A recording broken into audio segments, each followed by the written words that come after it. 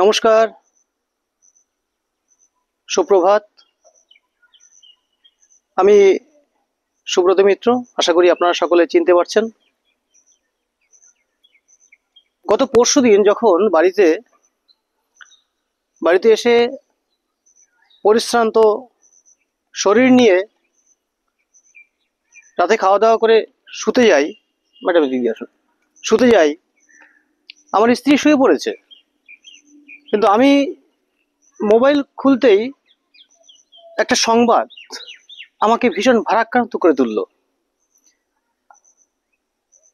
আমি বিছানায় গিয়ে শান্তিতে ঘুমোতে পারছি না। পরবর্তীতে গতকাল সকালবেলা আমি দেশ বিদেশের নানান পোর্টাল সার্চ করে দেখতে পাচ্ছি খবরটা শুধু আমাদের দেশ নয়, খবরটা শুধু আমাদের রাজ্য নয়, আমাদের দেশ নয়, দেশের গণ্ডি পেরিয়ে দেশের বাইরেও প্রকাশিত হয়েছে। হ্যাঁ, আমি ছোট্ট করে একটু শোনাচ্ছি। এক প্যাকেট চিপসের জন্য প্রাণ গেল 12 বছরের কিশোরের। ভারতের পশ্চিম মেদিনীপুরের পাঁশকুড়ায় ঘটে গেল হৃদয় বিদারক এক ঘটনা। মাত্র এক প্যাকেট চিপসের জন্য প্রকাশ্যে অপমানিত হয়ে আত্মহত্যা করল 12 বছরের এক শিশু। এই মর্মান্তিক ঘটনাটি ঘটে বৃহস্পতিবার 22শে মে সন্ধ্যায় পশ্চিম মেদিনীপুর জেলার পাঁশকুড়ার গোসাই বাজার এলাকায়। পঞ্চম শ্রেণীর ছাত্র কৃষ্ণেন্দু দাস দোকান থেকে একটি চিপসের প্যাকেট হাতে নিয়ে বেরিয়ে আসার পরপরই শুরু হয় তার জীবনের সবচেয়ে বড় অপমান। পরিবারের সূত্রে জানা যায়, কৃষ্ণেন্দু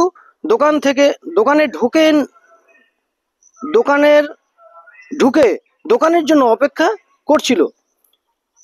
বাবা বারবার ডেকে বলছিল, আঙ্কেল আমি চিপস কিনবো, কিন্তু কোনো সাড়া না পেয়ে সে দোকানের সামনের স্তূপ থেকে, যাই হোক বিস্তারিত পড়লে অনেকটা সময় লাগবে। আমি যে তথ্য পেয়েছি, আমিও দু একটি ভিডিও দেখেছি, 12 বছরের একটি শিশু, সে আমার ছেলের চেয়েও ছোট।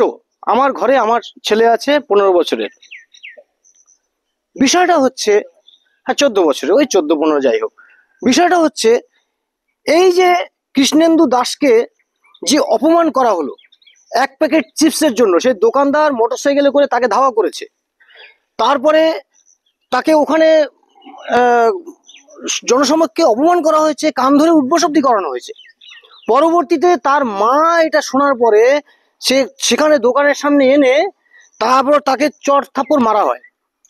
এখন এই যে 12 বছরের শিশুটি, তার মধ্যে বুঝতেই পারছেন আজকের এই অগ্রগতির সময়ে, এই টেকনোলজির অগ্রসরতার সময় দাঁড়িয়ে 12 বছর একটা সাফিসিয়েন্ট এজ।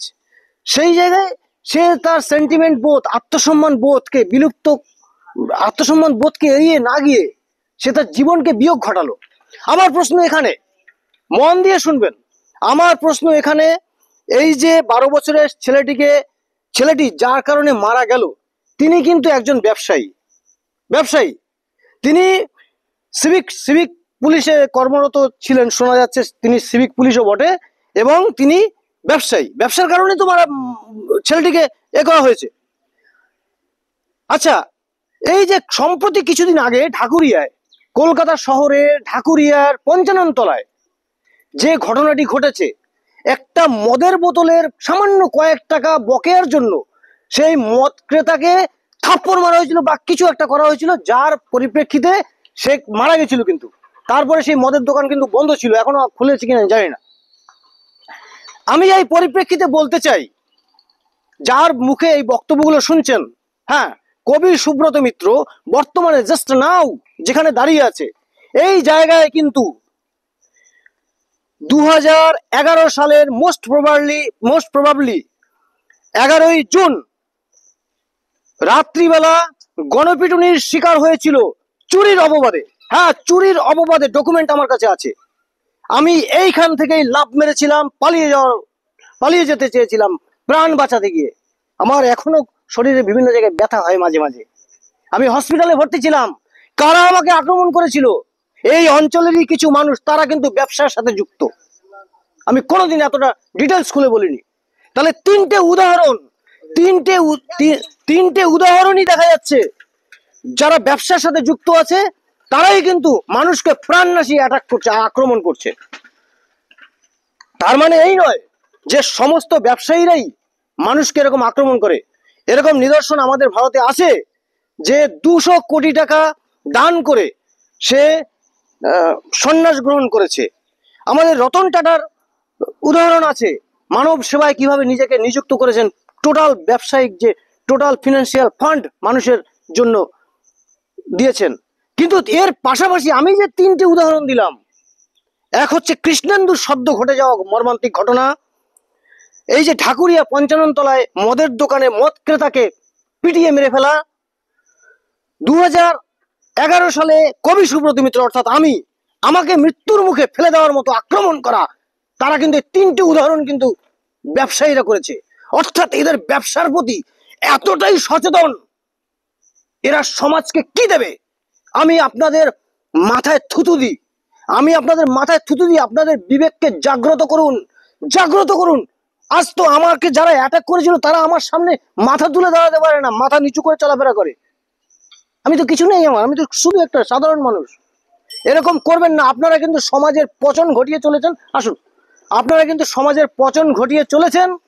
আপনারা নিজেদেরকে শুধরান, আর না এমন একটা পরিস্থিতি হবে না, তখন দেখবেন পাড়া প্রতিবেশী দেশ কোথাও মুখ দেখাতে পারবেন না, সব জায়গায় চুনকালি পড়ে যাবে। আজ বক্তব্য দীর্ঘায়িত করবো না, এখানেই সমাপ্তি ঘটাচ্ছি।